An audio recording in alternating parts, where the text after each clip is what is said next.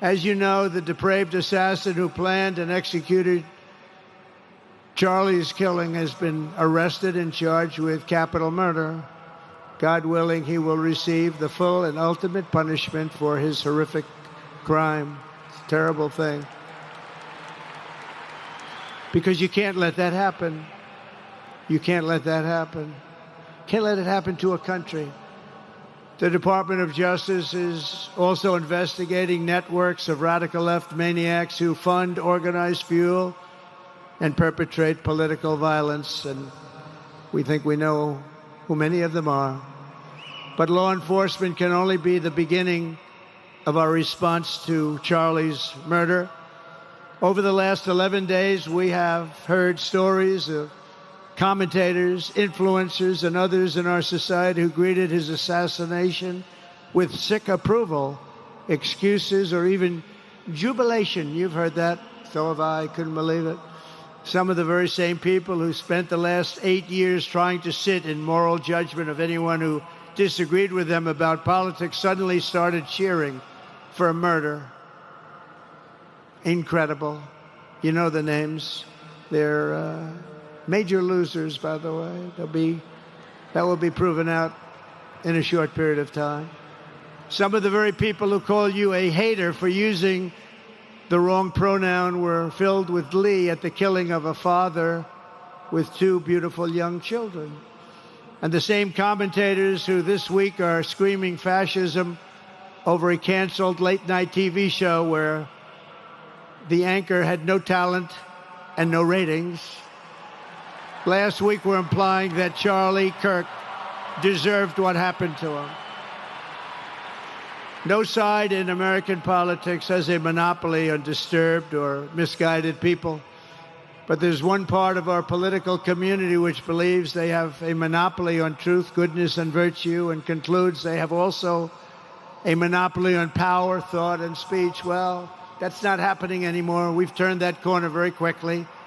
Tragically, atrocities of this kind, and kind that we saw in Utah, of all places, are the eventual consequence of that kind of thinking. If speech is violence, then some are bound to conclude that violence is justified to stop speech. And we're not going to let that be justified. The tradition of reason and open debate that Charlie practiced is not a pillar of our democracy. In many ways, it's the basis of our entire society. It's the right and inheritance of every free American, the greatest legacy of the Enlightenment, and among the most treasured achievements of civilization. We will defend it at all costs, and we will carry forward the torch of liberty that Charlie Kirk held so proud and so high. He was so proud, and he did hold that torch high. We will never, ever let it fail. We will never let it fail. But we're going to raise it higher than ever before. It's going to be raised, and this is the beginning. Perhaps it should be no surprise that Charlie, who spent his life speaking with the critics of these traditions, ultimately became convinced that we needed not just a political realignment, but also a spiritual reawakening. We did. And we have to bring back religion to America, because without borders, law and order, and religion, you really don't have a country anymore. We want religion brought back to America. We want to bring God back into our beautiful USA like never before. We want God back.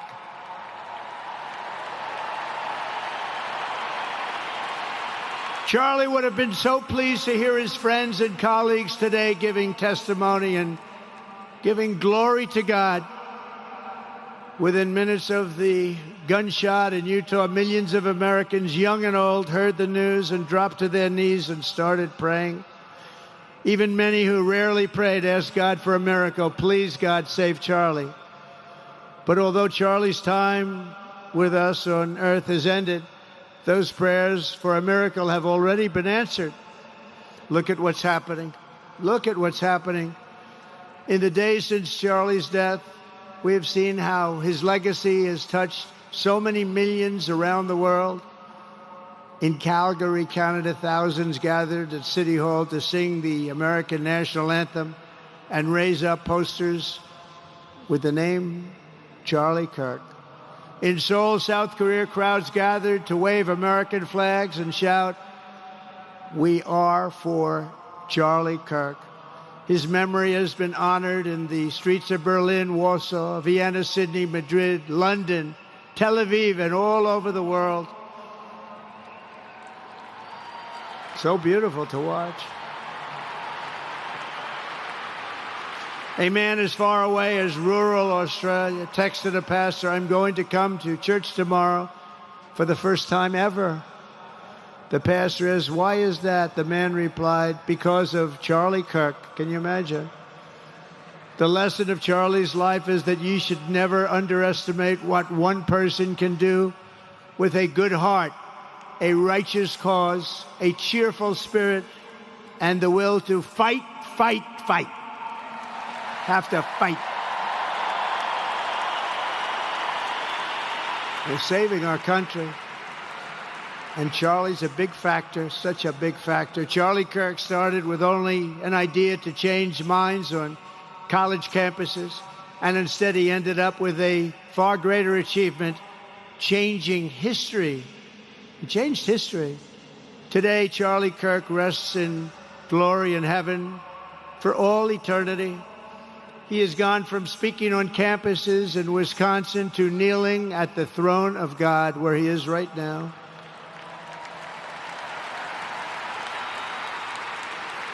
We grieve for the friend and leader that we have lost, but we go forward strengthened by his faith and bolstered by his courage and inspired by his example to defend the country he lived for the freedoms he died for, and the values in which he so deeply believed. He believed in values that we should all believe in.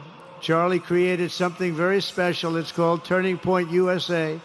And under the leadership and love of Erica, it will become bigger and better and stronger than ever before.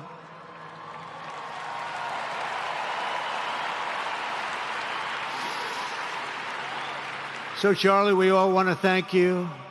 We want to say a very loud God bless you, Charlie. God bless you for what you've done is incredible.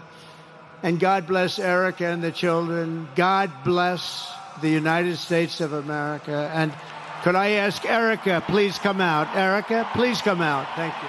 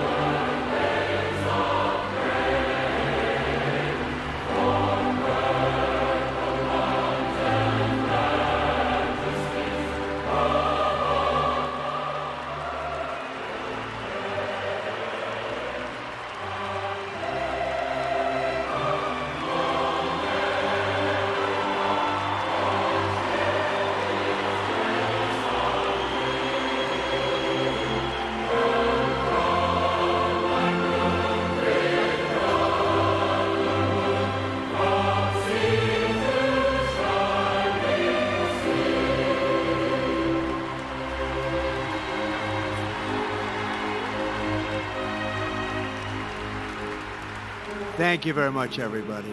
Thank you very much, and good luck. God be with you. Thank you.